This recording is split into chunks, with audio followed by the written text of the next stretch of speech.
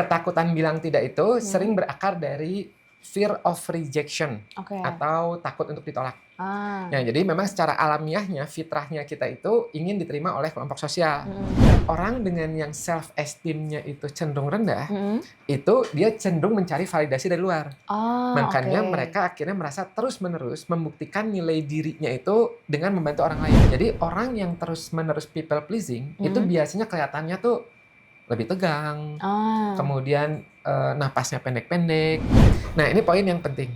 Jadi banyak orang yang terjebak dalam misconception bahwa merasa bersalah berarti kita melakukan kesalahan. Padahal iya guilty tidak sama dengan doing something wrong.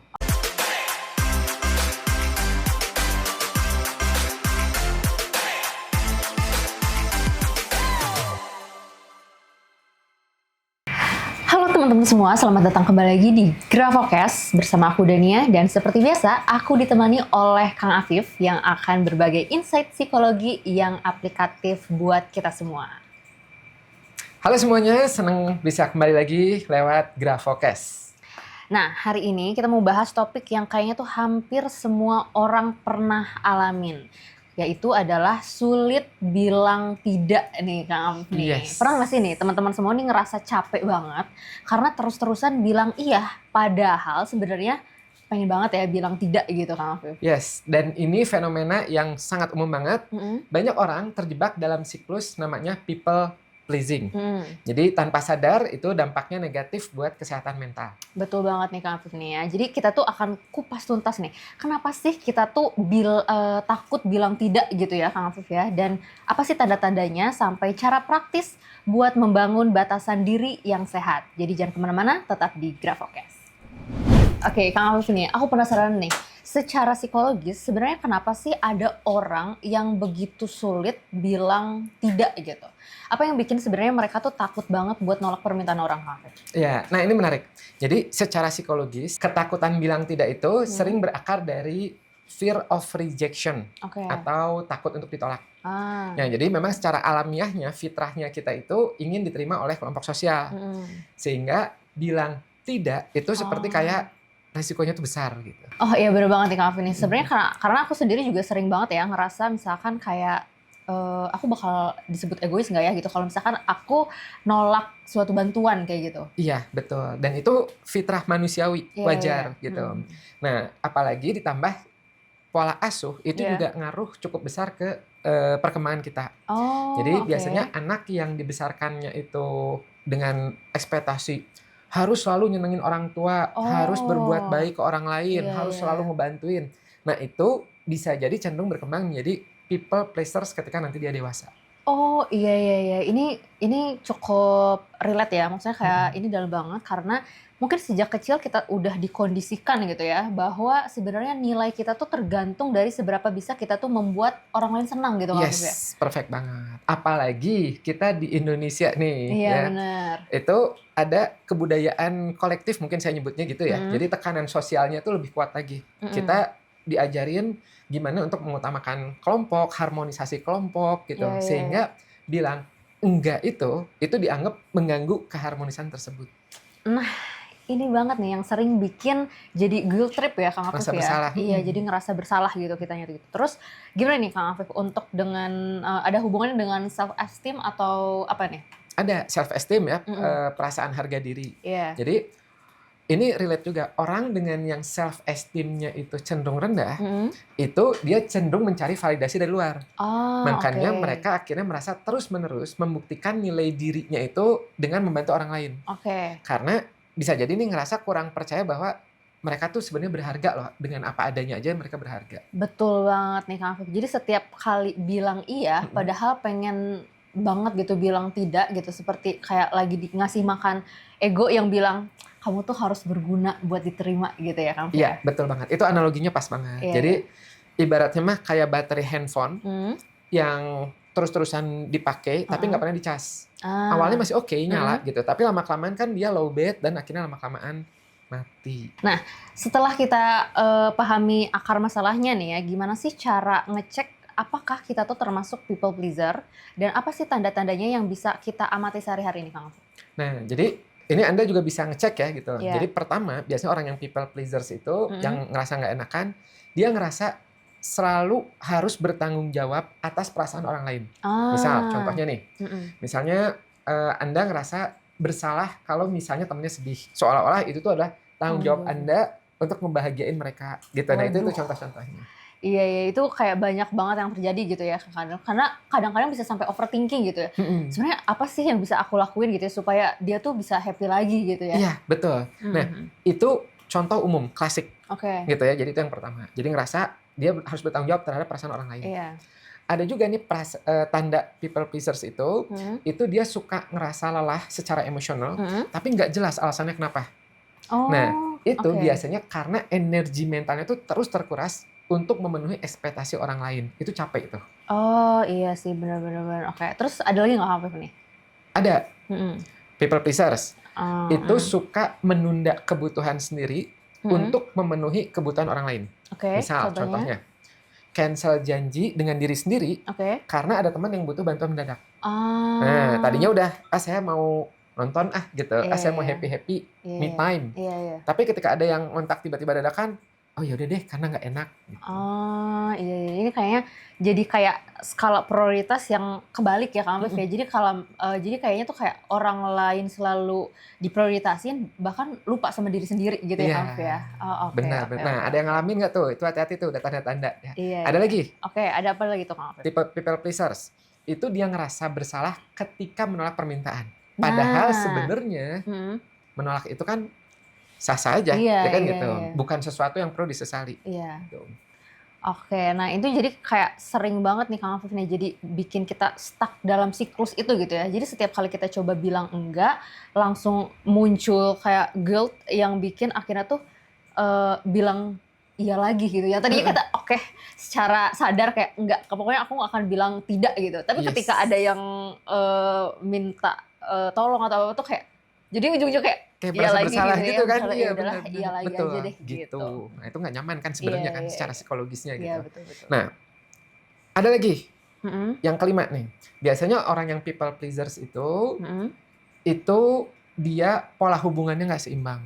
Jadi ketika Anda selalu ada untuk orang lain, tapi ketika Anda butuh, Anda sulit mencari siapa yang bisa diandalkan. Nah, pernah ngalamin kayak gitu? Ini tuh kayaknya tuh sering banget Kang Afif ya. Sering banget deh gitu ya. Terus gimana deh kalau menurut Kang Afif cara untuk break the cycle-nya kayak gimana Kang? Iya, ya jadi sebelum kita membahas break-nya, itu rekan-rekan di sini, teman-teman di sini hayatin dulu pernah nggak ngalamin itu. Ya, saya yakin mungkin ya 99% itu pernah ngalamin karena ini adalah masalah sejuta umat gitu. Benar. Nah, setelah kita tahu, kemudian kita harus tahu dulu apa dampaknya kalau kita terus-terusan people pleasing yang nggak kita sadarin. Karena kalau nggak paham dampaknya, ini bahaya. Motivasi untuk berubah jadinya kurang kuat. Nah, jadi Anda harus paham dulu nih, gitu. Karena kalau nggak paham dampaknya, itu motivasi teman-teman untuk berubah itu jadinya kurang kuat dan itu bisa jadi bahaya. Nah, betul banget ya Kang Afif ya. Tapi sebenarnya aku mau loncat sedikit Kang Afif ya, soal tadi people pleaser itu. Sebenarnya itu kan tadi Kang Afif cerita tuh by kayak internal gitu, karena kita udah dari pola asuh kayak gitu kan. Nah, sebenarnya bisa terbentuk juga nggak sih people pleaser itu karena eksternal Kang Afif? Contoh misalkan, ketika kita sudah bilang tidak, tapi respon orang yang tidak menerima kalau kita tuh ngerasa tidak menerima kalau kita tuh bilang tidak. Iya, itu juga ngaruh tuh. Itu lingkungan yang tanda kutip bisa macam-macam ya, bisa toksik bisa, atau yang terlalu dominan bisa, yang terlalu authority bisa. Jadi kitanya udah bilang, oh mohon maaf ya saya ada kerjaan, atau misalnya oh mohon maaf ya ini saya udah ada janji nih dengan diri sendiri. Kadang apaan sih lu sok banget sih, kadang sekali gituin membuat kita jadinya jadi aduh gitu, oh saya salah ya, ada gitu. Makanya lingkungan juga itu ngaruh. Berarti tapi sebenarnya tergantung balik lagi ke kita ketika misalnya kita ya sebenarnya kan kita udah secara apa ya, secara alamiah dan secara sadar kayak ya ketika itu tidak tuh bukan berarti enggak apa ya, maksudnya ke orang lain enggak bukan jahat atau apa ya, tapi kayak itu untuk melindungi diri kita sendiri juga ya Kang Firman ya. Betul banget. Oke, nah jadi teman-teman nih di dalam segmen berikutnya ini kita akan bahas nih dampak-dampak tersembunyi dari kebiasaan sulit bilang tidak ini. Mulai dari burnout sampai mungkin hubungan yang tidak sehat. Jadi tetap stay di Grafocast. Yes. Duh, ini anak baru udah 3 bulan kerja, diajarin berkali-kali, nggak bisa lagi. Gimana dong, kerjaan banyak. Kenapa sih kelihatannya stres banget? Bukannya kemarin itu udah ada karyawan baru ya yang bantuin kamu? Iya, ini ada karyawan baru, kemarin udah diajarin berkali-kali. Kayaknya nggak cocok deh, kemarin buru-buru pas rekrutmen, takut nggak ada yang daftar.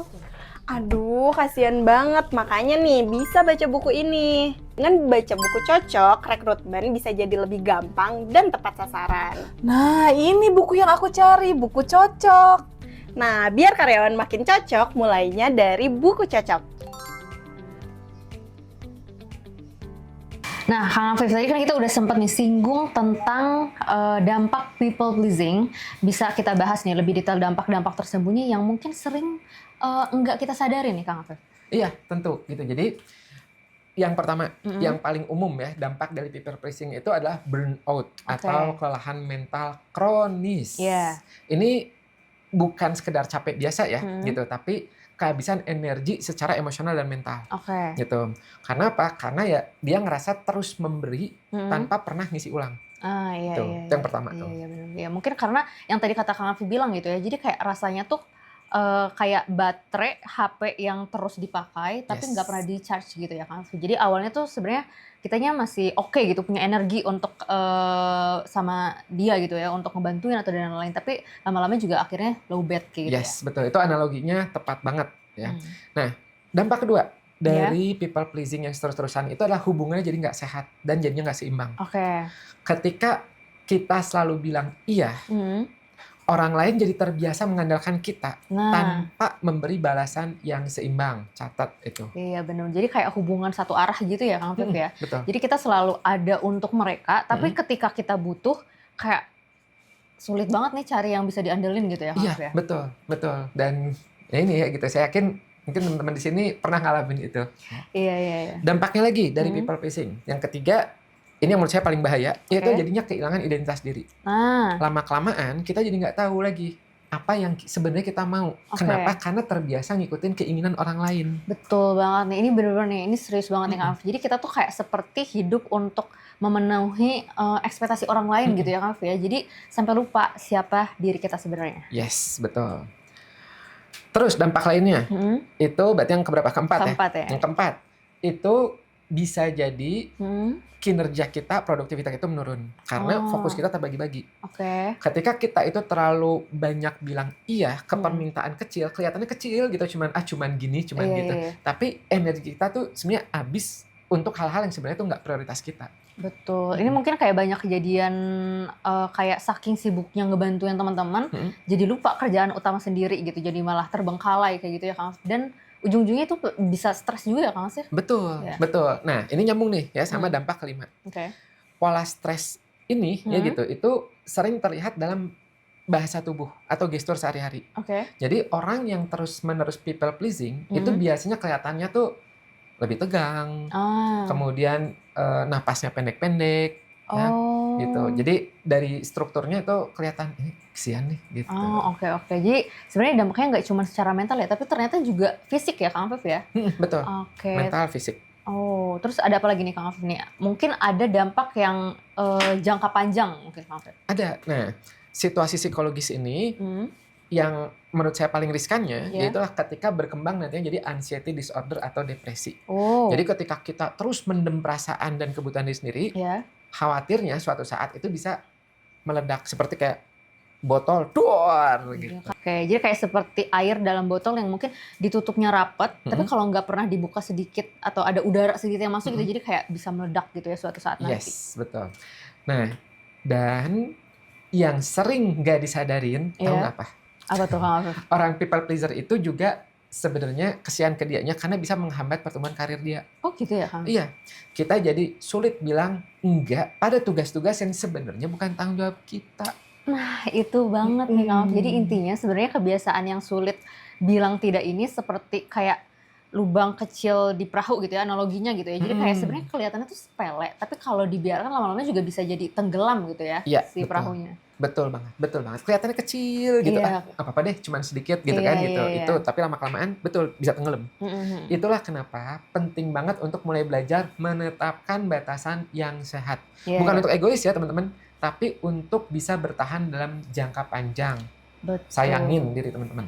Setuju banget nih Kang Afif. Jadi nih teman-teman ya, jadi setelah paham dampak-dampak tadi yang tadi Kang Afif sebutin juga gitu. Nah ini segmen berikutnya kita akan bahas strategi praktis untuk mau bilang tidak dengan elegan. Ya Kang Afif ya. Jadi tetap stay di GravaCast.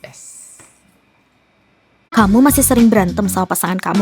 Gak lagi deh, karena aku sudah baca buku Psikologi Pasangan yang bantu mengenal pasangan dan membangun hubungan yang harmonis. Di buku ini, kamu akan pelajari grafologi pasangan, tips and trik 6 tes psikologi, bahkan love language. Dapatkan sekarang juga. Setelah ngobrolin dampak-dampak tersembunyi ya, nih mungkin teman-teman jadi penasaran banget nih kan. Gimana sih caranya atau cara praktis nih ya untuk mulai belajar bilang tidak gitu tanpa merasa bersalah. Soalnya kadang meski udah kita tahu nih secara teori tuh udah gitu ya, tapi kalau ketika prakteknya langsung tuh bisa jadi susah banget nih Kang Afif. Iya, ini pertanyaannya yang sangat penting ya teman-teman. Jadi caranya yang pertama-tama itu kita harus pahami bahwa menetapkan batasan itu bukan tentang menjadi kasar atau egois. Betul. Jadi mindset nih, ya. Tapi tentang menghargai diri Anda sendiri dan tentang bagaimana menjalin hubungan yang sehat. Itu nomor 1. Setuju banget. Jadi intinya sebenarnya kita tuh belajar bilang tidak tuh dengan cara elegan ya, bukan soal nolak mentah-mentah gitu ya Kang Afif. Iya, betul banget gitu. Nah, ada namanya teknik komunikasi asertif, ya, yang bisa kita pakai. Asertif itu jadi apa adanya, tapi ada tekniknya. Misalnya gunakan formula kayak gini, aku menghargai titik-titik, tapi titik-titik. Contoh, misalnya, aku ngehargain bahwa kamu butuh bantuan aku, tapi mohon maaf saat ini aku sedang fokus dengan prioritas lain. Iya benar, ini setuju banget ya. Jadi formula ini kayaknya bisa ngurangin rasa bersalahnya ya, dan respon yang nggak baik juga nih dari eksternalnya gitu ya, karena kita tetap menunjukkan penghargaan dulu sebelum bilang tidak. Iya, gitu ya, betul. Ya gitu itu ya. Nah, kemudian penting juga untuk tidak over explaining. Biasanya kita gergetan pengen ngasih tahu alasan-alasan. Iya, benar. Nah, kita sebenarnya nggak perlu ngasih alasan panjang lebar kenapa nolak. Cukup jawab singkat dan jelas. Karena semakin banyak penjelasan, khawatirnya semakin besar juga celah untuk orang lain membujuk kita. Kayak tadi yang kan cuman kayak gitu, cuman kayak gini, kayak gitu. Iya benar. Ini susah banget sih Kang Alfa yang buat biasanya karena merasa harus justify every decision gitu ya. Kadang malah jadi kebanyakan cerita yang nggak perlu gitu ya. Sebenarnya kayak intinya juga nggak gitu gitu ya. Iya, betul. Dan itu common banget ya, umum gitu. Kemudian yang ketiga tipsnya itu adalah bisa nawarin alternatif. Misal contohnya aku nggak bisa bantu sekarang, tapi mungkin minggu depan bisa. Atau aku sebenarnya nggak ahli di bidang itu, tapi coba tanya si A, siapa tahu dia bisa. Jadi ngasih alternatif lain. Iya. Jadi sebenarnya kita juga nunjukin willingness to help, tapi kayak dalam batas yang wajar ya, sesuai kapasitas kita sendiri gitu ya. Ya, betul. Gitu. Dan itu bisa ya untuk jadi langkah awal belajar. Betul, Kemudian cara berikutnya bisa juga praktekkan ya, dengan hal-hal yang kecil dulu. Contohnya? Misalnya mulai dari hal-hal sederhana seperti nolak ajakan makan yang sebenarnya nggak pengen, atau bilang tidak saat dipinjam barang yang penting, gitu. Jadi yang sederhana dulu, gitu. Kayaknya enggak ya, punten, gitu. Makasih. Iya. Jadi teman-teman juga bisa jadi step by step aja ya, Kang Afif, yang nggak harus langsung berani bilang enggak, tapi kayak bisa hal-hal kecil dulu gitu ya, Kang Afif ya. Iya, karena ini seperti olahraga untuk yang nggak biasa. Jadi kayak latihan otot lah gitu. Ya. Jadi ketika kita latihan, ya mulai beban ringan dulu, nanti lama-kelamaan berat kan itu beban berat, jadi semakin kuat kitanya, semakin bisa. Betul, setuju banget nih Kang Afif ya. Jadi, tapi Kang Afif kan tadi kan kita ngebahas di dunia sosial gitu. Nah, kalau misalkan di dunia pekerjaan nih, sebenarnya gimana sih cara elegan bilang tidak untuk permintaan kerja yang mungkin itu tuh di luar job description kita gitu? Nah sekarang kita masuk ke dalam konteks kerja ya, karena ada juga nih yang people pleasing-nya itu di dunia kerja. Nah itu kita bisa pakai approach profesional. Misal, aku appreciate kepercayaannya, tapi mohon maaf, tugas ini di luar skop kerjaku. Oke. Mungkin kita bisa diskusikan prioritas tugas yang sedang berjalan dulu. Gitu. Oke. Jadi dia tahu tuh. Wah, ini cukup diplomatis banget ya Kang Afif. Jadi nggak langsung nolak, tapi mungkin ngajak discuss dulu gitu ya, atau evaluasi prioritas bareng-bareng kayak gitu ya Kang Afif. Betul. Dan yang paling penting, konsistensi. Setelah sekali berhasil bilang tidak, pertahankan. Oke. Jangan karena ngerasa bersalah, lalu minggu depannya, Ayo udah deh. iya deh, gitu. Gitu untuk permintaan serupa. Oh iya. Nah, tapi mungkin itu juga jadi tantangan terberat ya, mungkin kalau yang untuk awal-awal gitu ya. Soalnya kan orang lain juga udah terbiasa kita selalu bilang iya, terus tiba-tiba kita mulai enggak tuh pasti ada mungkin ada masa-masa transisi atau penyesuaian kali ya Kang Afif. Betul, tapi percaya deh, setelah konsisten beberapa kali, orang itu akan mulai menghargai bacaan kita. Ini umumnya ya, tidak sama orangnya nggak toksik tadi. Gitu. Malah justru hubungannya itu akan jadi lebih sehat karena lebih jelas ekspektasinya. Jadi dia tahu, oh oke, si ini mah kayak gini, nggak apa-apa. Gitu. Iya benar, ini setuju banget ya Kak Afif. Jadi intinya sebenarnya kita belajar tidak itu sebenarnya proses juga ya. Jadi nggak bisa instan. Nah butuh latihan, terus juga keberanian untuk tadi kata Kang Afif itu adalah konsisten. Iya betul. Dan ini mungkin ibaratnya juga kayak nyetir mobil atau motor. Sedikit belok aja, tapi kalau konsisten ya arahnya bisa jauh berbeda. Gitu. Terus saja latih situ. Nah Kang, tadi setelah kita bahas teknik-teknis praktis, nah aku penasaran juga nih di sisi mindsetnya nih Kang Afif. Soalnya kan meski udah tahu caranya, seringkali itu ada mental blocknya nih. Ada dirasa bersalah muncul setelah bilang enggak ya tadi kata Kang Afif kan. Iya, kayak betul. gitu. Dan ini poin yang sangat penting. Jadi, nah ini poin yang penting. Jadi banyak orang yang terjebak dalam misconception bahwa merasa bersalah berarti kita melakukan kesalahan. Padahal iya benar. guilty tidak sama dengan doing something wrong. Oke, nah iya itu sebenarnya bisa dijelasin detail nggak Kang Afif nih? Soalnya Kak, ini mindset yang mungkin selama ini bikin banyak orang stuck. Ya, jadi gini, gampangnya itu rasa bersalah itu setelah kita bilang tidak, itu seringkali hanya respon otomatis dari pola pikir lama Anda. Bukan indikasi bahwa Anda itu salah. Seperti alarm mobil yang bunyi meski kita parkir dengan benar, karena settingnya terlalu sensitif. Jadi sebenarnya rasa bersalah itu seperti kayak tadi false alarm ya. Jadi bukan berarti kita benar-benar salah ya kan? Iya, perfect, betul banget. Nah, mindset shift pertama yang perlu kita bangun. Nah, jadi perubahan mindset itu adalah yang pertama harus pahami bahwa menolak permintaan itu bukan berarti menolak orangnya. Betul. Kita hanya menolak permintaannya loh, gitu. Betul. Bukan berarti menolak hubungannya atau pertemanannya. Iya. Nah, itu. Ini penting banget nih karena sering banget ada hal-hal yang misalnya jadinya takutnya tidak bilang enggak tuh karena khawatir hubungannya tuh malah jadi rusak gitu.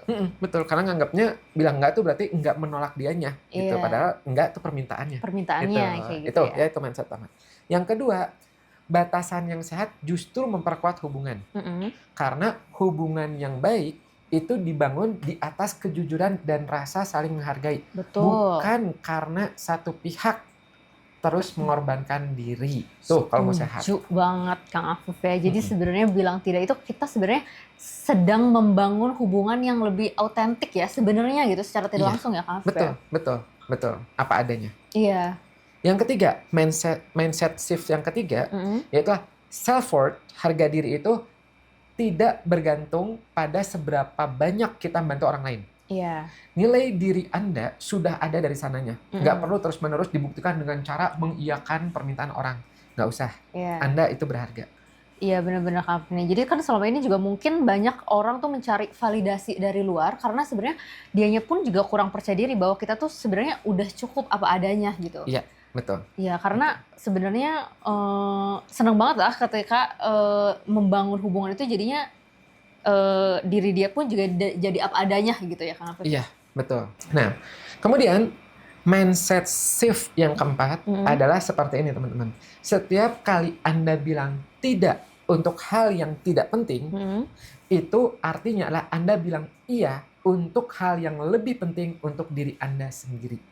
Oke, setuju banget nih Kak Afif. Jadi seperti prinsip prioritas ya Kak Afif ya. Jadi dengan nolak hal-hal kecil, kita bisa membuka ruang untuk hal-hal besar yang mungkin benar-benar lebih berarti gitu ya Kak Afif Yes, ya. perfect gitu. Dan yang terakhir, perlu diingat bahwa orang yang benar-benar peduli dengan Anda itu akan menghargai batasan yang Anda tetapkan. Betul. Sementara mereka yang marah ketika Anda bilang tidak, mungkin selama ini mereka hanya memanfaatkan kebaikan Anda. Waduh, jadi banyak belajar nih ya untuk teman-teman semua nih ya, untuk belajar bilang enggak, karena kita juga sebenarnya sedang menyaring hubungan yang sehat ya, Kang Afif ya. Betul, ya jadi membedakan yang sehat dan tidak sehat. Jadi proses ini seperti ibaratnya kayak ngeberesin kamar yang berantakan. Oke. Awalnya berat. Tapi karena udah terbiasa, setelah bersih semua jadi lebih teratur, lebih nyaman. Betul nggak?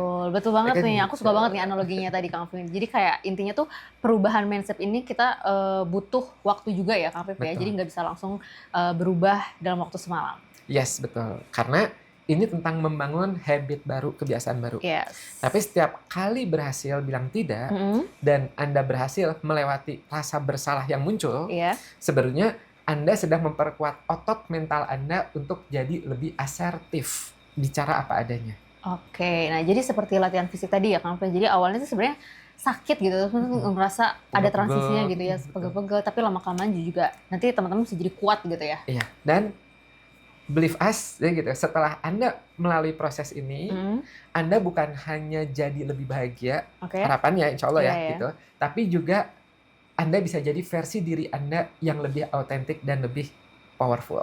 Wah, ini menarik banget nih pembahasannya. Jadi tadi kita udah mulai dari memahami akar masalahnya ya, tanda-tanda, terus juga dampak sampai teknik praktis dan mindset shift-nya yang sudah tadi kita bahas tuntas. Nah, di segmen berikutnya kita akan bahas tentang fun fact people pleasing ini seperti apa. Jadi teman-teman semua jangan kemana-mana, tetap di Grafocast.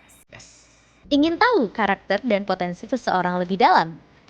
Layanan konsultasi grafologi hadir dengan solusi untuk analisa tulisan tanganmu yang mudah dipahami, cepat, dan akurat. Tersedia jenis paket sesuai yang kamu butuhkan.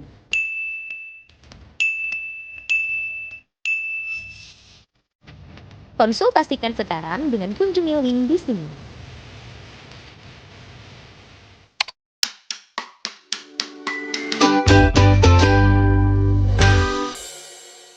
Oke, nah Kang Afif, aku punya fakta menarik nih yang relevan sama tema kita hari ini. Tahu nggak Kang Afif?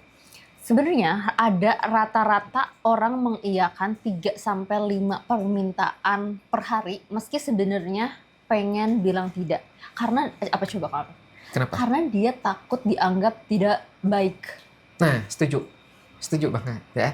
Dan itu relate kalau dari bahasan psikologi, otak kita itu memang lebih cepat ngerespon ketakutan akan penolakan sosial daripada logika kebutuhan diri sendiri. Makanya sering autopilot bilang iya. Nah, tadi pembahasan kita tuh seru banget ya Kang Afif ya. Nah coba nih, kalau teman-teman sendiri, nah coba ceritain satu kejadian apa yang teman-teman tuh nggak berani untuk bilang tidak, tapi malah tiba-tiba bilang iya. Coba ceritain di kolom komentar ya teman-teman ya. Oke, nah Kang Afif ini nggak kerasa ya gitu, obrolan kita tuh hari ini sudah sampai akhir. Jadi dari awal kita tuh udah bahas tentang kenapa sih orang tuh sulit banget bilang tidak.